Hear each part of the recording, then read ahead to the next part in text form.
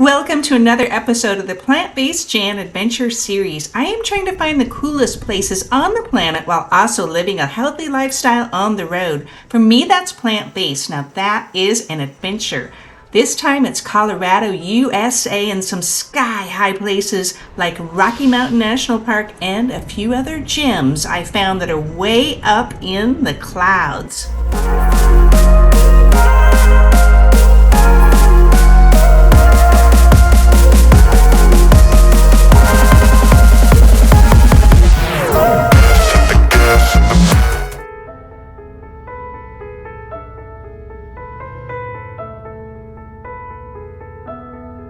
The rugged rock backbone of the United States spans thousands of miles from Canada to New Mexico.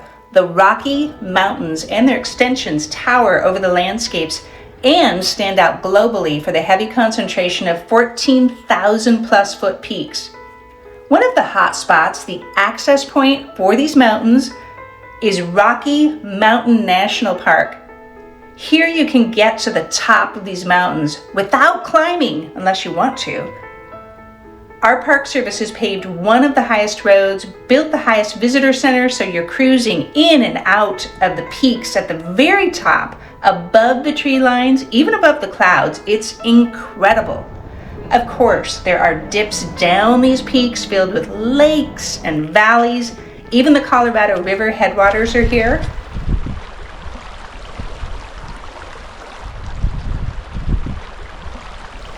In this video, I'll take you to some of my favorite places inside the park and outside the park, some wild viewpoints, super scenic roads, and sweet mountain towns to put on your list.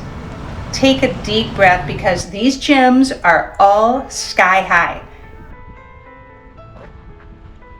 Seriously, the altitude can be challenging. It seems like everything in Colorado is high.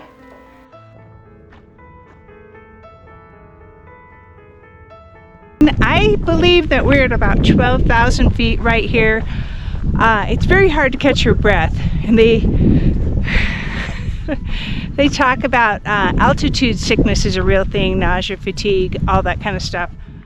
So just take care, drink a lot of water, rest if you need to.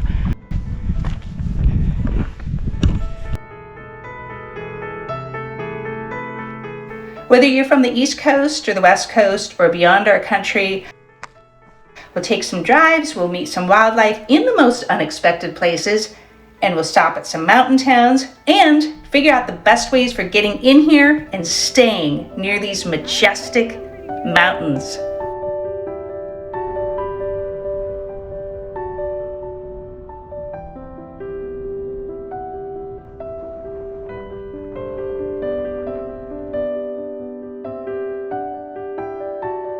Where exactly is this area of the Rockies? In the United States, you head to Colorado. The nearest city is Denver, the famous mile-high city, which is actually nothing compared to the dozens of peaks that are over 14,000 feet in the Colorado Rockies. Those are pushing 3 miles high. Well, not quite. It's more like 2.6 miles if you're a detailed personality. Denver's International Airport is an easy flight from anywhere on the East Coast. Make that all coast. It's a busy, substantial airport. In fact, it's the largest airport in the Western Hemisphere by land area and the second largest on Earth. It also features a runway that's the longest public use runway in North America. A little trivia before you land. And if you're flying in, rental cars are easy to come by with over 10 companies here.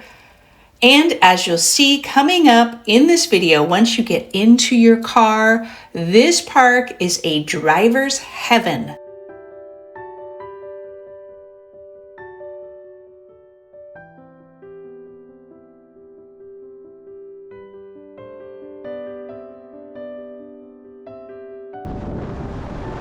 And we are heading in. Here we go. Rocky Mountain National Park or bust.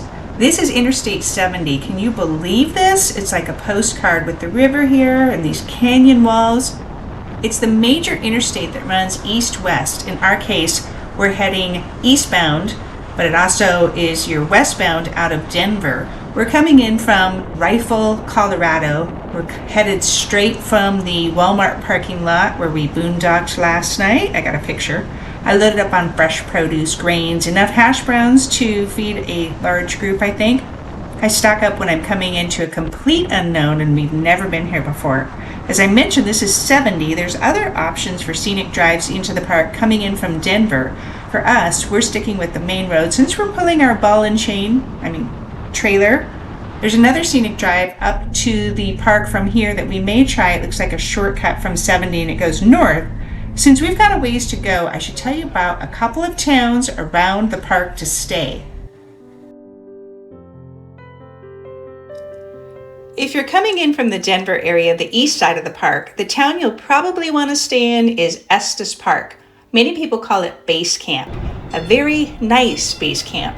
There are hundreds of rooms with all types of lodging, big, small, luxury, basic, eclectic, riverfront, pet-friendly, you name it. Or if you prefer a different kind of roof over your head, perhaps some fabric, check out the campgrounds or RV parks. Here you go, Estes Park Distilling Company, free tastings, moonshine, what's that? Gotta be this one right here. I do like to buy local.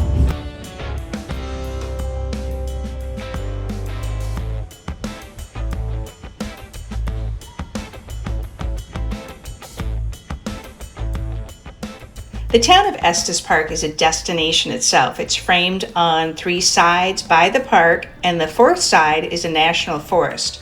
If you want to look over all of the town, you can jump on the Estes Park aerial tram. We didn't, but it looks like it has great reviews. It goes to the top of Prospect Mountain on a European-style cable car. The ride is short, but you can stay for a while up on the top. You can take pictures, hike around, have a wedding, whatever.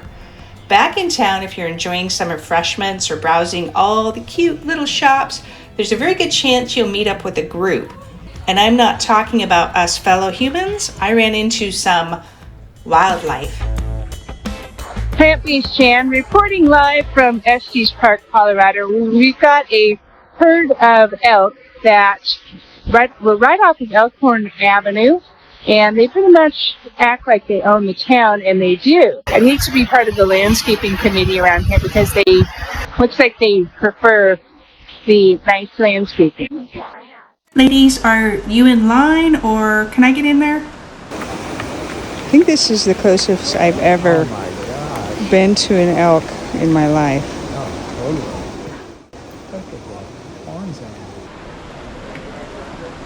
These are some big females.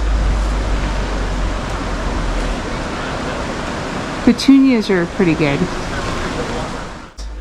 I'm actually way back. I'm using my zoom on my camera, by the way. We're back in the park. One way or another, you are going to see elk, most likely. I like seeing them in their natural habitat. We didn't stay in Estes Park. We came in from the west coast, dragging our trailer to new heights. The easier spot for us, the Granby, Colorado area. We are running through this canyon right now. This is Interstate 40, headed towards Granby. It's only about 20 miles from Estes Park to Granby as the crow flies, but of course you've got these Rockies in the way, so you have to go either the 60 miles through the entire park, or you go about 130 miles if you go south down to 70 and all the way around. Here we are, Lake Granby. Our trip home base is in Granby. It's home to many RV spots if you've got one, or it looks like you could book an Airstream, or this looks fun.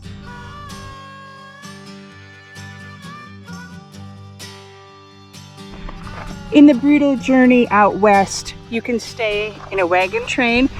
These do have air conditioning and heating and all that. No bathrooms. I think the bathrooms are right there, so that works. Closer to the park, here on the west side, is the town of Grand Lake. It's named after the spectacular setting of Grand Lake. There are many more accommodations and options in this town too. It's a beautiful waterfront setting with lots of quaint shops and places to hang out. Another option.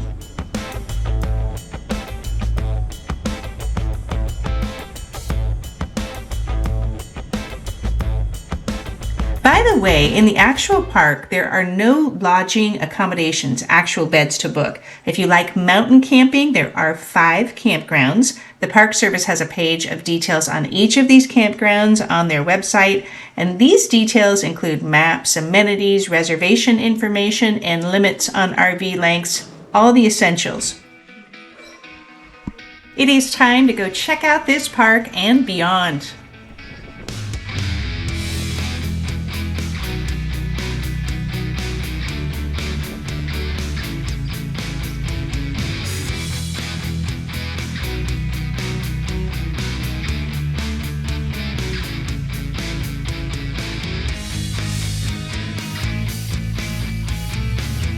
There are so many stories about Rocky Mountain National Park, and if you've been there, you've got your own. The story about Trail Ridge Road is one of the best. We spent the most time in the park on that road, which is the predominant feature of the park. Well, not including the mountains, but it's what gives you access to the mountains and those views. In between all of the stops I'll show you along the way, I'll tell you the story about this Trail Ridge Road drive. First stop on the tour, the Alpine Visitor Center. At almost 12,000 feet high, it is the highest visitor center in the national park system. We're going to go inside for some warm views of the Alpine tundra. We can also go outside.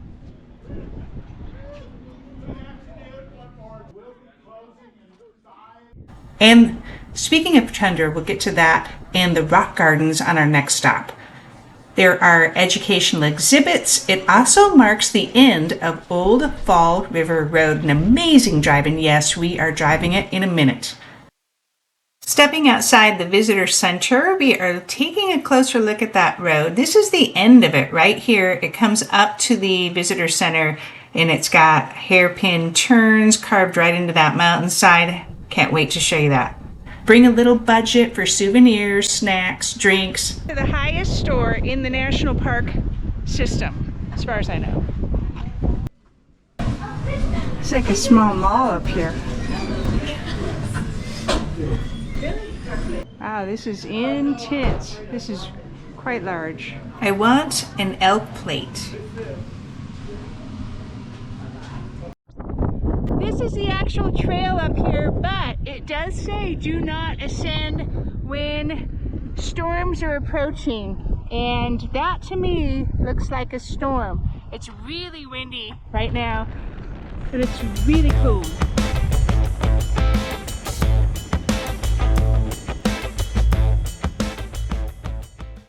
Look at those beautiful mountains out there. Oh, you can't see them, but see, this is as much part of the Rockies and the mountain temperatures, climate, as those beautiful sunny days. So you just have to be prepared for it. And it also seems like it can turn on a dime. Now here, we're getting lucky, rain and sun at the same time.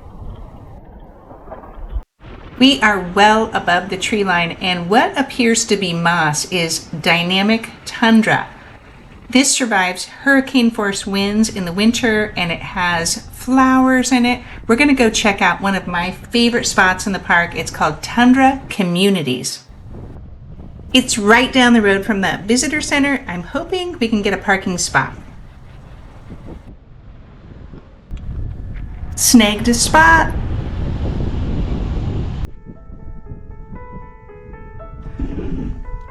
Each winter, hurricane force winds in excess of 100 miles an hour drive snow across this tundra.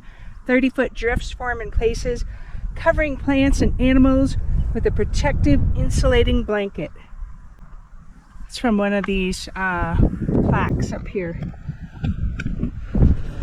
I'm going to check out these mushroom rocks.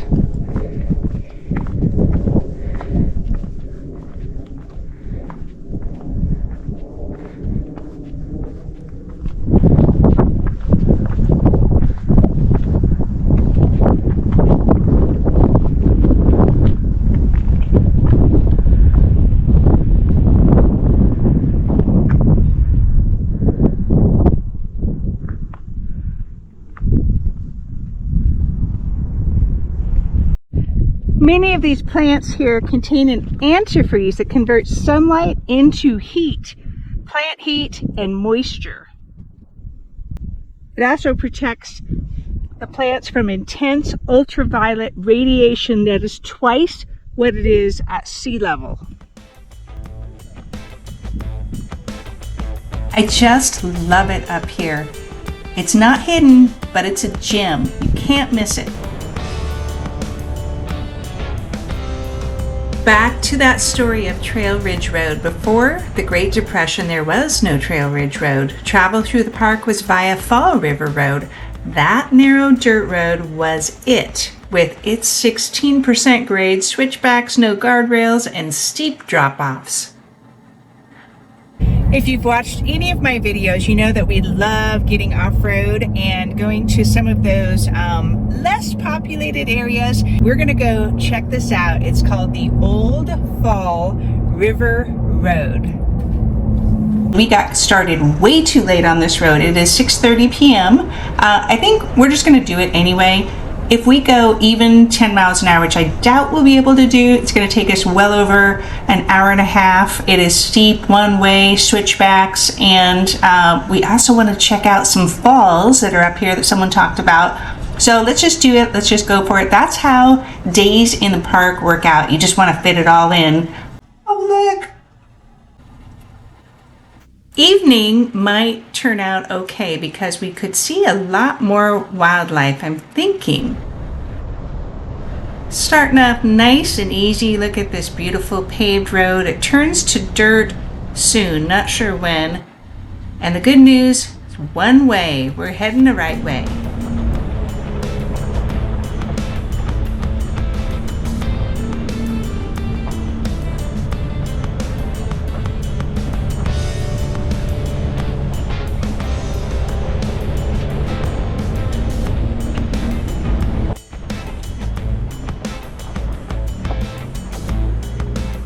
Okay, they did this road in Model Ts and horse teams. I was reading that there was a gear ratio in Model Ts that had gravity fuel systems, and some people backed up in reverse to get up these grades.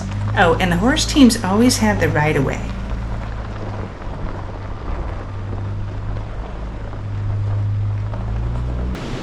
We're gonna go check out some waterfalls right on the side of this road.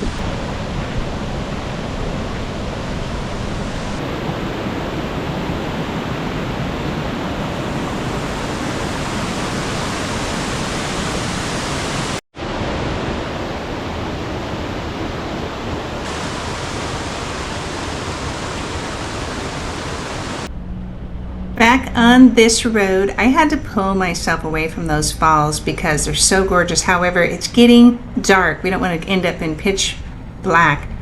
Those are bikers up there. Wow, what troopers. I wonder if that's my friend Phil. He would totally do something like this. At the top of the mountain, in the dark, the weather is turning.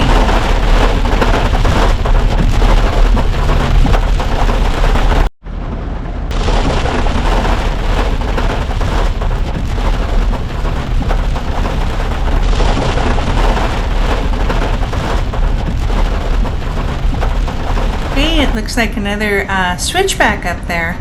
I found this radius and elevation information on the Park Service website. If you're trying to decide whether or not to do this road, I hope these shots help you. As we come up over, I think the summit, it's getting light out a little bit. The sun is setting. We have a little more light, so this is great. Okay, the end of that drive was pretty hairy. Those switchbacks, they do talk about tight switchbacks. And it started raining, hailing, and it got dark pretty fast.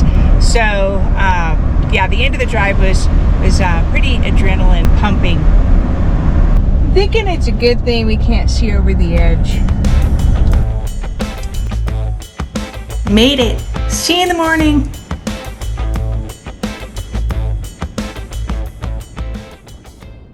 To improve the park and that other road we were just on, there was an opportunity via the CCC Civilian Conservation Corps, a much more stable road would be built, and it would reach a height of over 12,000 feet and become the highest continuous paved road in North America. It also provides a connection across the Continental Divide. The road was completed in 1932. It links Estes Park to Grand Lake, and today millions of visitors drive the scenic route.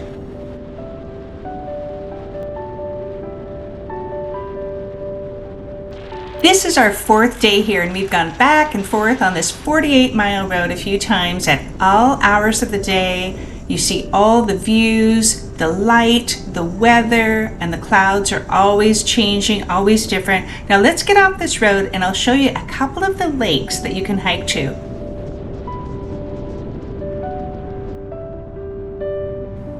If you want a really easy hike right off of Trail Ridge, let's head over to the west side and to the Milner Pass area. This is Lake Irene. This is a cool trail, goes all the way around the lake. The parking lot is just right up there. I love there's nobody here. There's some spots to sit. I'm going to try something really artsy because I've got this mirror lake. And this is just to make sure we know where we're at.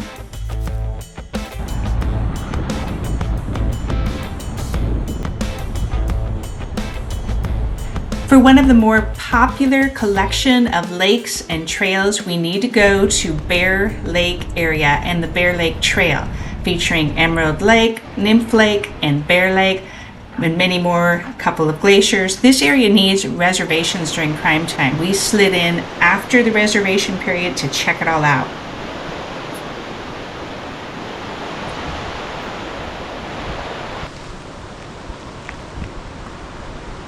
This is the Bear Lake parking lot. There's a lot of shuttles that come up here because it gets very full. It's not right now, and I suspect why. It's a little rainy, it's cool, it's about 58 degrees. It's just the way it works up on the mountain. Okay, this is the starting of the trail. You can see it's kind of like a lake jackpot. Bear Lake to the right, and then quite a few other lakes. Let's go to the left. Nymph, Dream, Emerald, I don't know how to pronounce that one. Alberta Falls, 1 mile. Cool. It's raining today. Nymph Lake. Look at that rain. Time to head for the trees.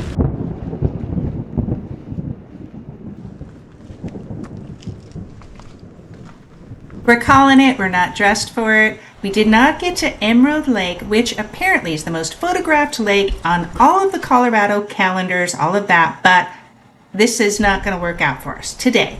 I'm at least going to get Bear Lake. This is the namesake, and it's right by the parking lot. This works.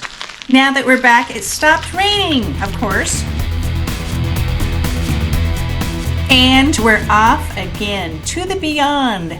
We did the highest continuous paved road in North America. We visited the highest visitor center. Now we are going about 90 miles south to the highest paved road in North America. Get that difference? The highest continuous road is that Trail Ridge Road, Rocky Mountain National Park, because it connects towns and other roads.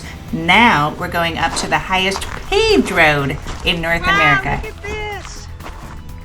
If you're near the park and it's a decent weather day, put this on your list. We are on the highest paved road in North America. This is the Mount Blue Sky area. We did not know that you needed to have a reservation, which is available on recreation.gov. But since it's 4:30, she let us in for $2 if you have your National Park Pass. So, little tip there. Now I'm going to enjoy the scenery.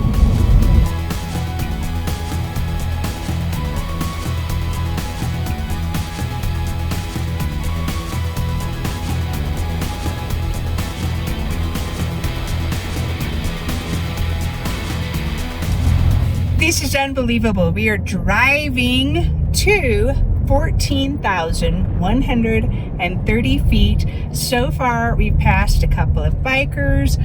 We have passed some lakes, some little marmots, mountain marmots playing out there.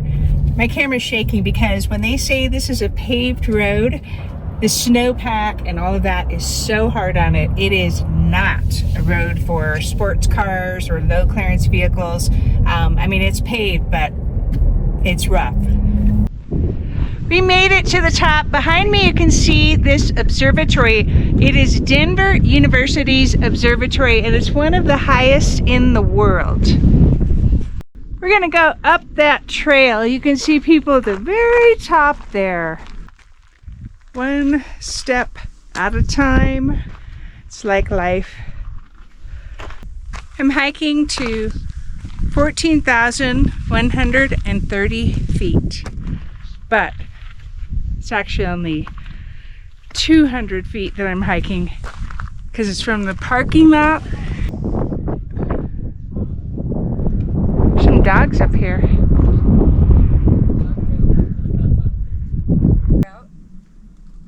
You're a good kitty. Okay, we're at the very peak. Looking around, this is just outrageous. And I think over here, my driver has actually just found the highest spot up here. I'm pretty sure that's it. There he is. Okay, be careful. You have to get us out of here. Very top. We've got our head in the clouds. There's a little lake down there. A high elevation lake.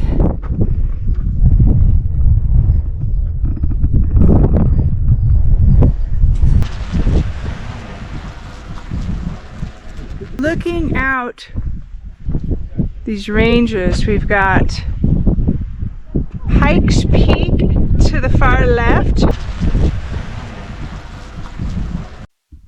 This super cool structure used to be a restaurant.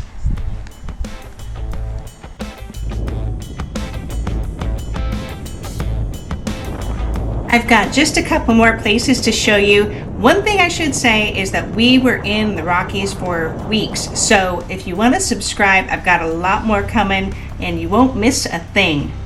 I could have put it all on this video, but you'd be here for like 4 hours. We're down off that mountain. You see this little town, Georgetown, right off of 70? I've got to show you that. Georgetown, Colorado, also known as the Silver Queen of the Rockies. It's a picture-perfect small town with a population of just over 1,000 people who live at 8,500 feet. Yes, it's historic, and it's also a gateway off of I-70 for the scenic Guanella Pass. It's got all-American festivals, including the Bighorn Sheep Festival. Sure enough, we saw a few right out of town.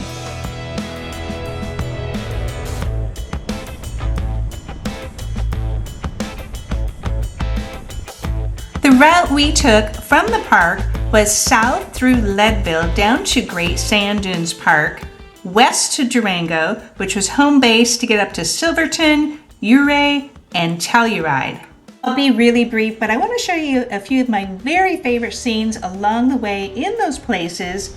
And like I said before, there's much more to come.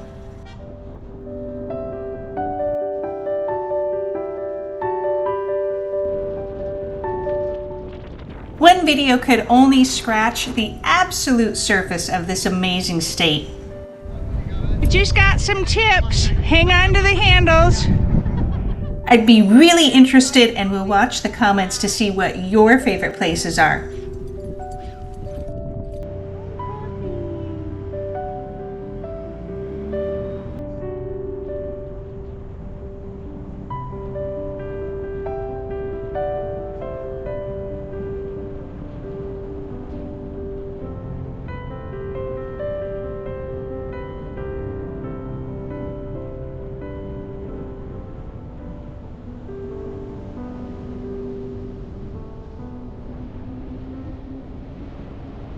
If you like what I'm doing, I would love it if you subscribed. Thanks so much for coming along on this greatest adventure we call life.